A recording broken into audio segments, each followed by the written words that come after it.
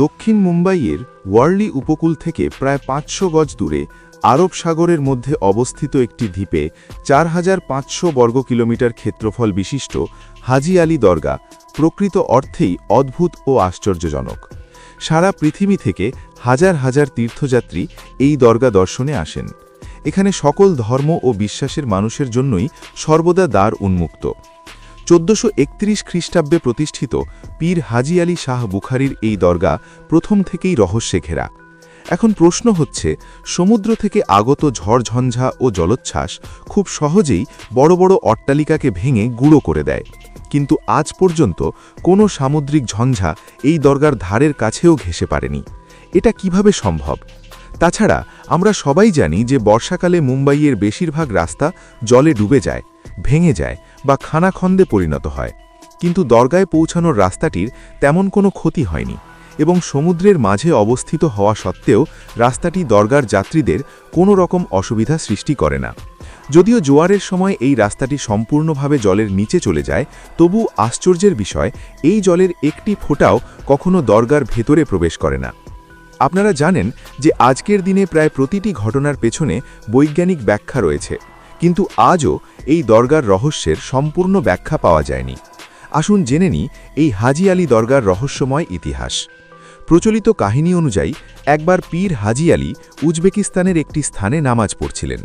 হঠাৎই এক নারী সেখানে কাঁদতে কাঁদতে এসে জানান যে তিনি তেল আনতে গিয়েছিলেন, কিন্তু পাত্রটি মাটিতে পড়ে যাওয়ায় সব তেল নষ্ট হয়ে গেছে।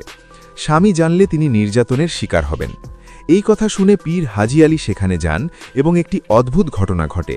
তিনি আঙুল মাটির ভেতর প্রবেশ করাতেই মাটি থেকে তেল ফোয়ারার মতো বের হয়ে আসে। এরপর থেকে তিনি মানসিক অশান্তিতে ভুগতে থাকেন এবং ধীরে ধীরে অসুস্থ হয়ে পড়েন।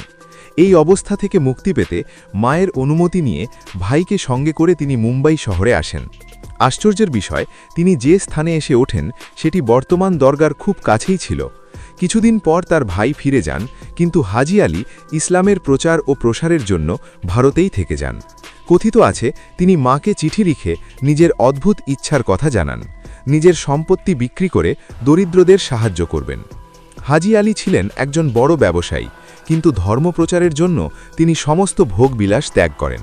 নিজের সব সম্পত্তি দরিদ্রদের মধ্যে বিতরণ করে তিনি মক্কার উদ্দেশ্যে যাত্রা শুরু করেন, কিন্তু যাত্রাপথেই তার মৃত্যু হয়। মৃত্যুর আগে তিনি ইচ্ছা প্রকাশ করেছিলেন যেন তাকে কবর না দিয়ে সমুদ্রে ভাসিয়ে দেওয়া হয়। তাই তার শেষ ইচ্ছার সম্মানার্থে কফিনটি সমুদ্রে ভাসিয়ে দেওয়া হয়। অবিশ্বাস্য হলেও সত্য, কফিনটি ভেসে এসে মুম্বাইয়ের সেই স্থানেই পৌঁছায় যেখানে তিনি বসবাস করতেন। এরপর তার অনুসারীরা সেখানে হাজি আলী দরগা নির্মাণ করেন। হাজি আলী ছিলেন একজন সৎ, ধার্মিক ও পরোপকারী মানুষ, তাই হয়তো প্রকৃতিও তাকে সম্মান জানিয়েছে।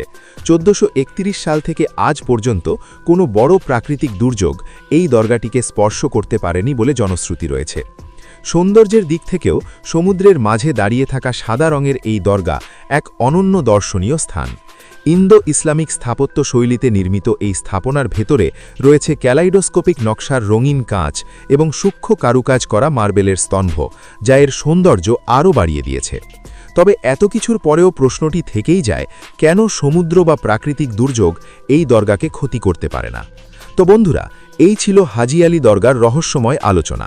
ভবিষ্যতে সুযোগ পেলে কি আপনারা হাজি আলী দরগা দর্শনে যাবেন? কমেন্টে জানান।